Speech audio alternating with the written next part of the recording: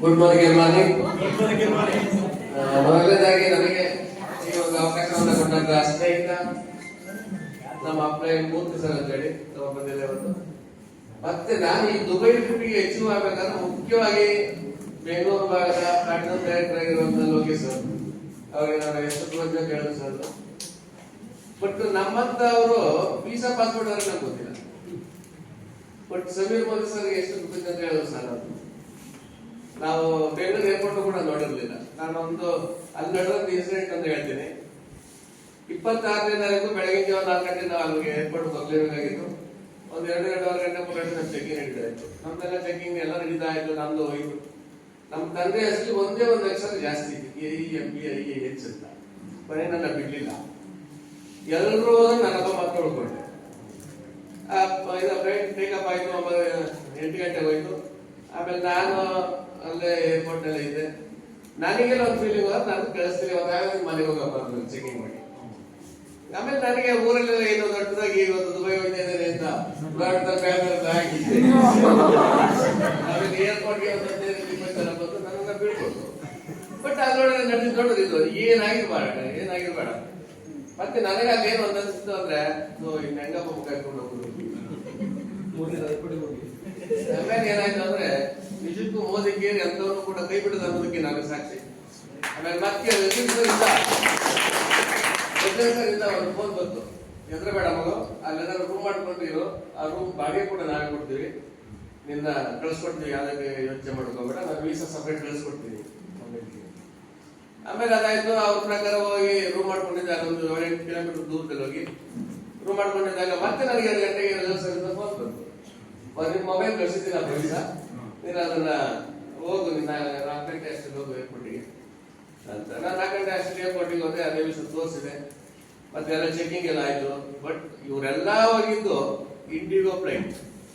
ಆದ್ರೆ ಅದೇ Modi care company ನನ್ನನ್ನ ಕಳಿಸ್ಕೊಟ್ಟಿದ್ದು ಶ್ರೀಮಂತರು ಓಡಾಡುವಂತ ದುಬೈ ಎಮಿರೇಟ್ಸ್.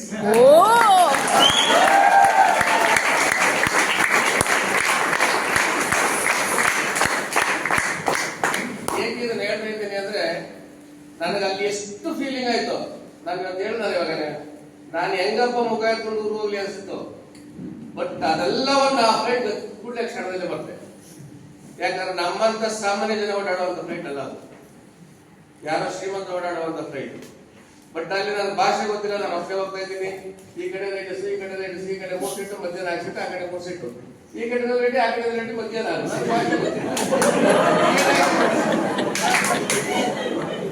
ಪ್ರತಿ ಸೀಟು ಕೂಡ ಒಂದೊಂದು ಟಿವಿ ಇರ್ತದೆ. ಟಿವಿನಲ್ಲಿ ಎಲ್ಲ ನೋಡ್ತಾ ಇರ್ಬೋದು, ಫಿಲಂ ನೋಡ್ಬೋದು, ಎಲ್ಲ ಫಿಗರ್ ನೋಡ್ಬೋದು. ಬಟ್ ಅದು ನನಗೆ ಆ ಮಟ್ಟಿಗೂ ಬರ್ತದೆ. ಬಟ್ ಅಲ್ಲಿ ಪಕ್ಕದಲ್ಲಿ ಇದ್ದಂತ ಲೇಡಿ ಒಬ್ರು ಏನ್ ಮಾಡಿದ್ರು, ಅದನ್ನ ಆನ್ ಮಾಡ್ಕೊಟ್ರು.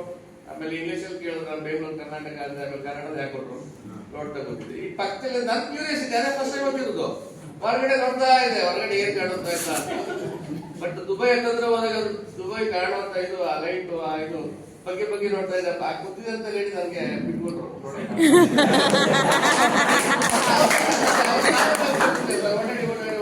ನಮ್ಮಂತವ್ರ ಲೈಫ್ ಇದೆ ಫಸ್ಟ್ ಟೈಮ್ ಅಲ್ಲ. ನಾವು ಬೆಂಗಳೂರು ಏರ್ಪೋರ್ಟ್ ನೋಡೋದು ಫಸ್ಟ್ ಟೈಮ್. ಬಟ್ ಅಂತಂದ್ರಲ್ಲಿ ಮೋದಿ ಕೇರ್ ಕಂಪನಿ ನನ್ನನ್ನ ಆ ಒಂದು ನನ್ನಲ್ಲಿ ಏನು 15-20 ಜನ ಬಂದು ನನ್ನನ್ನ ಬೀಳ್ಕೊಟ್ರು. ನನಗೆ ಅಲ್ಲಿ ಕ್ಯಾನ್ಸಲ್ ಆಯ್ತು, ನನ್ನನ್ನು ಕಳಿಸ್ಲಿಲ್ಲ. ಆ ಫೀಲಿಂಗ್ ನನಗೆ ನನ್ನಲ್ಲಿತ್ತಲ್ಲ, ಅದು ಇದಕ್ಕೆ ಏನು ಎಮಿರೇಟ್ಸ್ ಕೂಡಲೇ ನನಗೆ ಬರ್ತಿತ್ತು. ಬಟ್ ಇದೆಲ್ಲ ಆದ್ಮೇಲೆ ನಾನು ಒಬ್ಬ ಹೋಗಿದ್ದೀನಿ ಇಲ್ಲಿಂದ ದುಬೈಗೆ. ದುಬೈನಲ್ಲಿ ನನ್ನ ಫ್ಲೈಟ್ ಇದ್ರೆ ದುಬೈ ಏರ್ಪೋರ್ಟ್ ಬೆಂಗಳೂರು ಏರ್ಪೋರ್ಟ್ ಗಿಂತ 4 ಪಟ್ಟು ದೊಡ್ಡದು. ನನಗೆ ಭಾಷೆ ಗೊತ್ತಿಲ್ಲ, ಅಲ್ಲಿ ಇಳಿದಿದ್ದೀನಿ. ಮತ್ತೆ ನನಗೆ ಇಂಗ್ಲಿಷ್ ಸ್ವಲ್ಪ ಗೊತ್ತಿರೋದ್ರಿಂದ ಇಂಗ್ಲಿಷ್ ಬೋರ್ಡ್ ನೋಡ್ಕೊಂಡು ಲಗೇಜ್ ತಗೊಂಡೆ. 1.5 ಗಂಟೆ ತಗೊಂಡಿದ್ವಿ. ಇಲ್ಲಿ ಬೆಳಗ್ಗೆ ನೈಟ್ 9 ಗಂಟೆ ಟೇಕಪ್ ಆಯ್ತು. 11:30ಗೆ ಏರ್ಪೋರ್ಟ್ ಅಲ್ಲಿ ಇಳಿದು ದುಬೈ ಏರ್ಪೋರ್ಟ್ ಅಲ್ಲಿ ಸುಮಾರು 1.5 ಗಂಟೆ ನಾನು ಏರ್ಪೋರ್ಟ್ ಹೊರಗಡೆ ಹೋಗೋಕೆ ಟೈಮ್ ತಗೊಂಡಿದ್ದೆ ನೋಡ್ಕೊಂಡಿದ್ದೆ. ನಾನು ಹೊರಗಡೆ ಹೋದ ಕೂಡಲೇ ಮೋದಿಗೆ ಬಾವುಟ ಹಿಡ್ಕೊಂಡು ಕಾರ್ ಬೆಳೆಸ್ಕೊಂಡು ಕಾಯ್ತಾ ಇದ್ದೆ.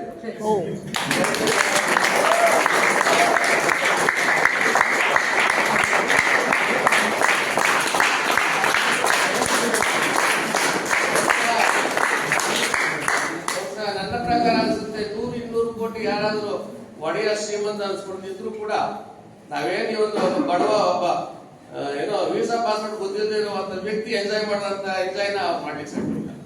ಅದು ಮೋದಿ ಕೇರ್ ಮಾತ್ರ ಸಾಧ್ಯ.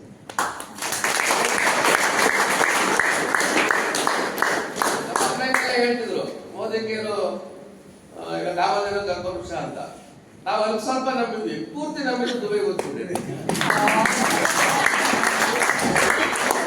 ಯೋಚನೆ ಮಾಡಿ ಸ್ನೇಹಿತರೆ, ಒಬ್ಬನೇ ಒಬ್ಬ ವ್ಯಕ್ತಿನ ಬೆಂಗಳೂರಿಂದ ದುಬೈವರೆಗೂ ಐಷಾರಾಮಿ ಶ್ರೀಮಂತ ಓಡಾಡುವಂತ ಒಂದು ಟಿಕೆಟ್ ಬುಕ್ ಮಾಡಿ ವೀಸಾ ಸಪರೇಟ್ ಕೊಟ್ಟು ಕಳ್ಸಿಕೊಟ್ಟಿದೆ. ದುಬೈ ಏರ್ಪೋರ್ಟ್ ಅಲ್ಲಿ ನನಗೋಸ್ಕರ ಒಂದು ಕಾರ್ಮಿಕ ಕಾಯ್ಕೊಟ್ಟಿದ್ದಾರೆ ಅಂದ್ರೆ ಅದು ಮೋದಿಕೇರಿಂದ ಮಾತ್ರ ಸಾಧ್ಯ, ಬೇರೆ ನಾವು ಸಿಗಿಲ್ಲ.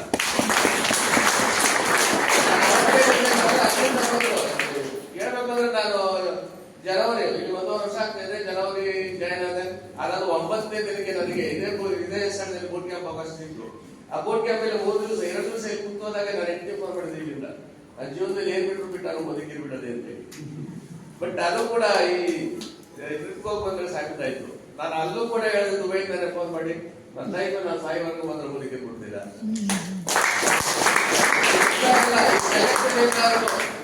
ಎಲ್ಲಾ ಶ್ರೀಮಂತದ್ದು ಏನಾದ್ರು ಇದ್ರೆ ನಮ್ಮಂತ ಬಡವರಿಗೆ, ಶ್ರೀಮಂತರಿಗೆಲ್ಲ ಶ್ರೀಮಂತ ಏನಾದ್ರು ಎಂಜಾಯ್ ಮಾಡ್ತಾರೆ. ನಮ್ಮಂತ ಬಡವರು ಬೆಂಗಳೂರು ಏರ್ಪೋರ್ಟ್ ಕೂಡ ನಮ್ಗೆ ಗೊತ್ತಿಲ್ಲ, ವೀಸಾ ಪಾಸ್ಪೋರ್ಟ್ ಅವ್ರಿಗೆ ಗೊತ್ತಿಲ್ಲ.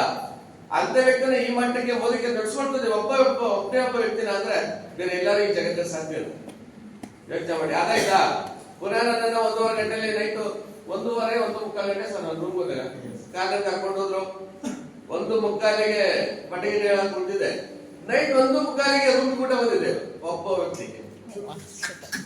ನೈಟ್ 1:45ಗೆ ರೂಮ್ ಊಟ ಬಂದಿದೆ ಅಂದ್ರೆ ಮೋದಿಕೇರು ಕೆಲಸ ಮಾಡುವಂತದ್ದು ಯಾವ ರೀತಿ ನಡೆಸ್ಕೊಡ್ತದೆ ಅಂದ್ರೆ, ಬಟ್ ನಾವು ಅವ್ರಿಗೆ ಎಷ್ಟು ಚಿಗುರುಣಿ ಆಗಿರ್ಬೇಕು, ನಾವೆಷ್ಟು ಕೆಲಸ ಮಾಡಬೇಕು.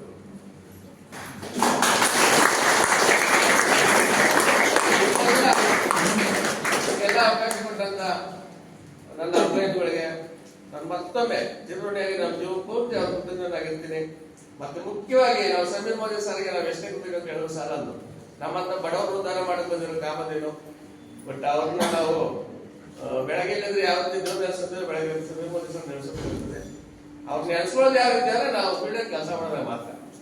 ಬರೀ ಬಾಯಿ ಮಾತಂತ ಹೇಳೋ ಸಾಲದು ನಾವು ವರ್ಕ್ ಮಾಡ್ಬೇಕು. ವರ್ಕ್ ಮಾಡಿದಾಗ ಅವ್ರು ಖುಷಿ ಆಗ್ತದೆ. ಅವರು ನಮಗೇನ್ ಕೊಟ್ಟಿದಾರೋ ನಾವು ಅವ್ರಿಗೆ ಸ್ವಲ್ಪ ಕಾಣಿಕೆ ಅರ್ಪಿಸಿದಾಗ ಆಗ್ತದೆ. ಬಟ್ ಅವ್ರಿಗೇನು ನಮ್ಮಿಂದ ಇರಲಿಲ್ಲ, ಅವರಿಂದ ನಾವು ಉದ್ಧಾರ ಆಗ್ತದೆ.